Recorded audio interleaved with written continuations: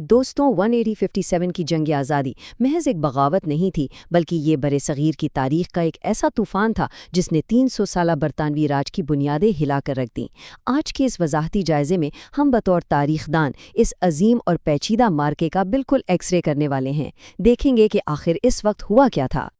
تو ہمارے آج کے اس ایجنڈے پر ایک نظر ڈالتے ہیں۔ ہم شروعات کریں گے ان چنگاریوں سے جنہوں نے اس بغاوت کو بھڑکایا، پھر اہم کرداروں، جنگی حکمت عملی، شکست کی وجوہات، اور آخر میں اس کے ان جغرافیائی اور سیاسی اثرات پر بات کریں گے جنہوں نے آگے چل کر تاریخ کا دھارا ہی بدل دیا۔ باب پہلا، بغاوت کی چنگاریاں۔ ظاہر ہے کوئی بھی اتنا بڑا دھماکہ راتوں رات تو نہیں ہوتا۔ 1857 کے اس لاوے کو پھٹنے سے پہلے کئی دہائیوں تک ایسٹ انڈیا کمپنی کی سخت پالیسیوں کی بھٹی میں پکایا گیا تھا۔ لوگ اکثر سمجھتے ہیں کہ یہ صرف ایک فوجی بغاوت تھی، لیکن سچ تو یہ ہے کہ لارڈ ڈیلہوزی کی ڈاکٹرن آف لیبس سے ریاستیں ہڑپ کرنے کی بات ہو، یا پھر مقامی دستکاروں کو معاشی طور پر کچلنا، معاشرے کا ہر طبقہ بارود بن چکا تھا۔ اور وہ جو اینفیلڈ رائفلز کے چربی والے کارتوس تھے، وہ تو بس ایک ماچس کی تیلی ثابت ہوئے جس نے اس سارے بارود کو آگ لگا دی۔ اب ذرا اس ٹائم لائن پر غور کریں۔ اس بغاوت کے پھیلنے کی رفتار واقعی حیران کندی تھی۔ جنوری میں نئی رائفلیں متعارف ہوتی ہیں، مارچ میں بنگال کے اندر منگل پانڈے بغاوت کر دیتے ہیں، اور حیرت انگیز طور پر مئی آتے آتے باغیوں کے قدم دہلی کے لال قلعے تک پہنچ جاتے ہیں۔ صرف چند ہفتوں میں یہ رفتار برطانوی ایوانوں میں خوف پیدا کرنے کے لیے کافی تھی۔ چلیے آگے بڑھتے ہیں باب 2 کی طرف، بغاوت کے اہم کردار۔ تاریخ ہمیشہ اپنے مرکزی کرداروں سے جانی جاتی ہے، اور 1857 کی قیادت میں ہمیں 2 بالکل مختلف بلکہ متضاد شخصیات نظر آتی ہیں۔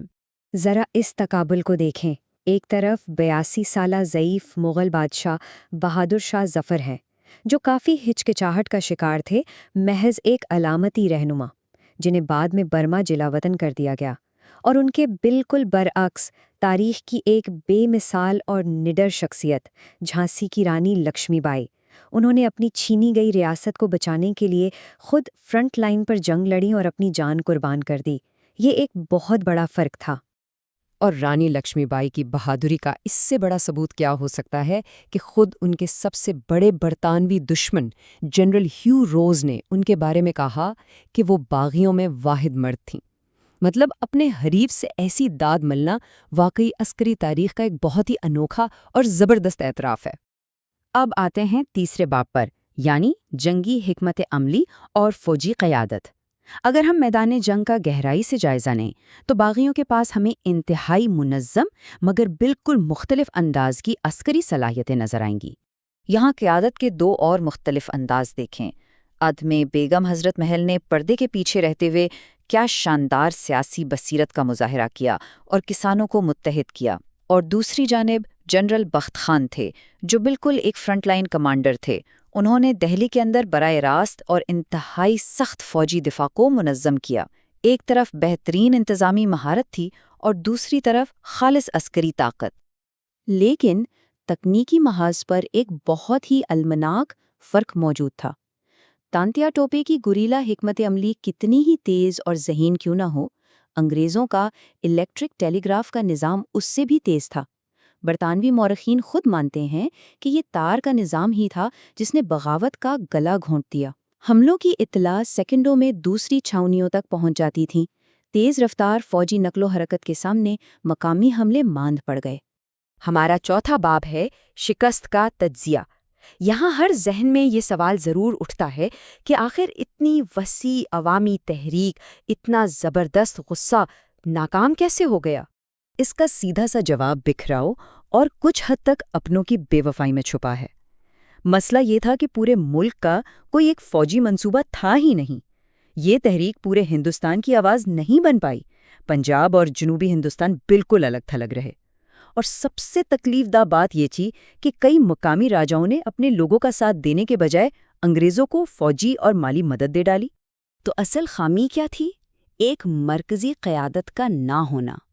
اسی کمزوری نے انگریزوں کو روایتی تقسیم کرو اور حکمرانی کرو کا سنہری موقع دیا۔ جھانسی، اودھ اور کانپور سب اپنی اپنی بقا کی الگ الگ جنگ لڑتے رہے اور برطانوی فوج نے بڑی آسانی سے انہیں ایک ایک کر کے گھیرے میں لیا اور شکست دے دی۔ اور اب ہمارا آخری اور 5واں باب، جغرافیائی اور سیاسی اثرات۔ 1858 تک جنگ کے بادل چھٹ چکے تھے، لڑائی ختم ہو چکی تھی، مگر برصغیر کا نقشہ ہمیشہ کے لیے بدل گیا۔ اور سب سے بڑی تبدیلی یہ آئی کہ ایسٹ انڈیا کمپنی کے راج کا ہمیشہ کے لیے خاتمہ ہو گیا۔ یہاں ایک بہت اہم تاریخی حقیقت دیکھیں۔